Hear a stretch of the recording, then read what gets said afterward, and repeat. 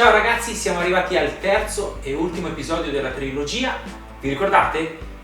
Come fare la ruota del parallasse, come fare la tabella balistica e quale ottica da field target scegliere.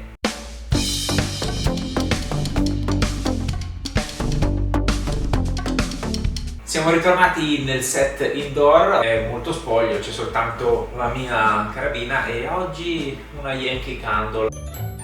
Fare un po' di atmosfera. Quale ottica da field target scegliere? È un argomento bello, importante e anche molto ampio. Ho deciso di parlare sia di ottiche dedicate al mondo del field target che di ottiche dedicate al tiro ludico, per chi si approccia per le prime volte al mondo dell'aria compressa e quindi ha un budget decisamente basso. Partiamo con le ottiche da field target. Quale scegliere e perché? Il mercato offre tantissima scelta e allora quale comprare? Bene, andando ad elencare le necessità di un tiratore da field target andremo automaticamente a restringere la cerchia. Quali sono queste necessità? Alto ingrandimento per avere una profondità di campo limitata. Non vi preoccupate, alla fine di questo elenco vi spiego brevemente cosa vuol dire profondità di campo. Messa a fuoco sulla terza torretta per ovvie ragioni di comodità rispetto alla messa a fuoco sulla campana, qualità dei materiali, qualità meccanica e qualità delle lenti. Questo terzo punto racchiude tutte queste tre qualità. E in ultimo il tubo da 30 o 34 mm per un maggiore ingresso di luce. Quando parlo di qualità dei materiali, il terzo punto che vi ho elencato, parlo di reticolo inciso, presenza di gas all'interno dell'ottica, trattamenti specifici per le lenti come antigraffio, antiriflesso e la garanzia di 10 anni o addirittura a vita della casa madre, simbolo di un prodotto di eccellenza. Ci sono infine delle necessità che non sono di primaria importanza ma sono sicuramente un valore aggiunto. Il reticolo illuminato, ci sono delle volte infatti che spariamo in condizioni di scarsissima luminosità. Guardate questo video che ho selezionato per farvi capire meglio. Course, which is the black targets, and the wood was very dark inside, and it was difficult to range find the black targets and locate them. E poi infine la regolazione in MOA. Il 99% delle ottiche ha questo tipo di regolazione anziché quella in mil-rad. Prima di andare avanti non mi sono dimenticato la profondità di campo che cos'è. È quella distanza entro la quale le cose che vediamo sono a fuoco. Più alto è l'ingrandimento della nostra ottica, più la profondità di campo è ristretta. Ho posizionato un bersaglio a 35 metri ed un bersaglio a 36 metri. Guardate cosa succede se metto a fuoco con un ingrandimento di 20 x. Tutti e due bersagli sono a fuoco. Come faccio a capire a che distanza sono quindi? Guardate invece se porto a 60 ingrandimenti la mia ottica. A 35 metri il bersaglio è a fuoco e a 36 metri è completamente fuori fuoco. Ora sì che so a che distanza precisa è il bersaglio e ora sì che posso fare con sicurezza le mie regolazioni per compensare la caduta del proiettile del colpo che andrò a sparare.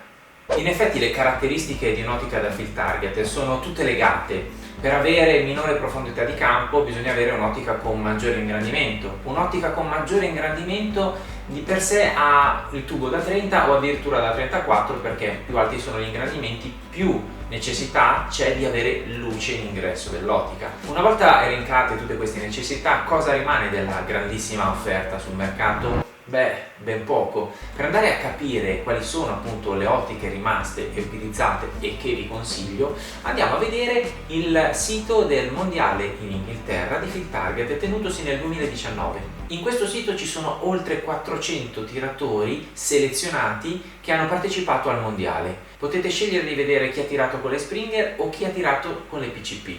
A fianco ad ogni nome vedete un più, se schiacciate su questo più vi viene fuori l'arma utilizzata, il pellet utilizzato e soprattutto l'ottica utilizzata. Questo per ogni tiratore, ehi guardate ci sono anche io. Sono arrivato 30esimo, quel mondiale ho sparato davvero bene ma si sa al mondiale ci sono i migliori tiratori del mondo e stare nella parte alta della classifica è davvero tosta ragazzi.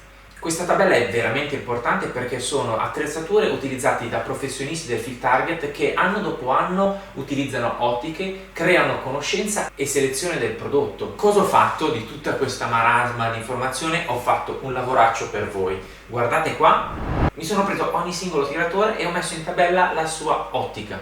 Ed ecco cos'è comparso. Da questi risultati faccio una selezione in modo da proporvi delle ottiche in una fascia di prezzo abbastanza ampia. Partiamo quindi finalmente con il classificone delle ottiche consigliate.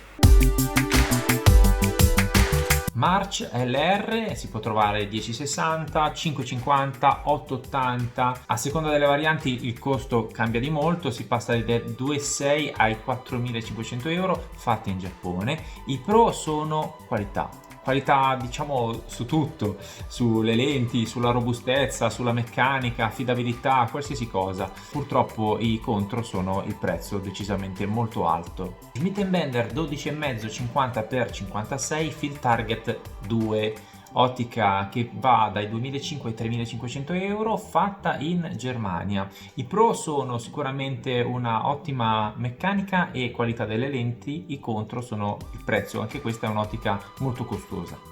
Cales 1050x56, un'ottica decisamente giovane nel panorama del Field Target, il prezzo va tra i 2.200 e i 2.800 euro, made in Austria. I Pro sono sicuramente una nitidezza delle lenti e una ripetitività del parallasse. Questo è un concetto che per noi è molto importante tra inverno ed estate, quale variazione c'è di stima con le temperature basse e con le temperature alte. Ecco, dicono che questa ottica risente pochissimo, è studiata apposta per il Field Target dalla casa austriaca.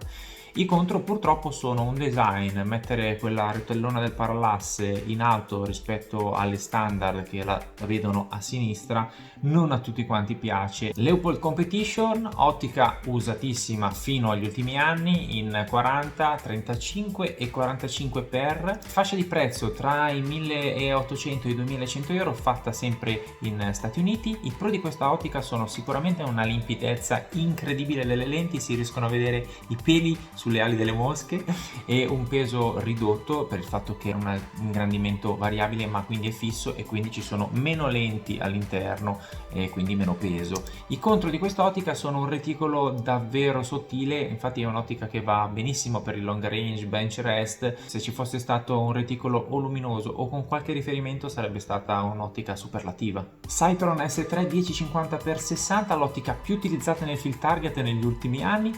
1.350-1.900 euro la fascia di prezzo perché ci sono tanti modelli, reticolo illuminato, long range eccetera eccetera, fatta negli Stati Uniti. I pro di questa ottica sono sicuramente una messa a fuoco istantanea, veramente una favola, e la garanzia a vita, mentre i contro sono una nitidezza non proprio all'altezza della situazione con delle aberrazioni cromatiche, soprattutto in situazioni di alta luminosità. Delta Striker 550x56, un'ottica relativamente giovane, è apparsa negli ultimi anni nel mondo del Field Target tra i 1.400 e i 1.700 euro, fatta in Polonia.